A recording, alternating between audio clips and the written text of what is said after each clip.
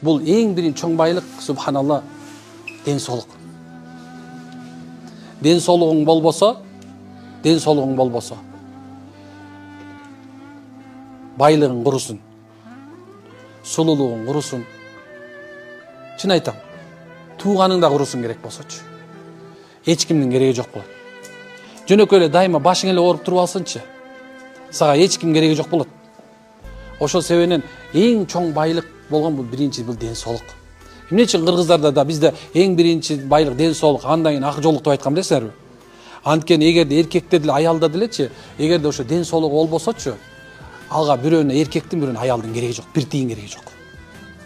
Ошол себептен байлык мейли мен биринчи биягында Захири Майнис айттым, алкымда биякчаны ала турган болсок акча болушу мүмкүн.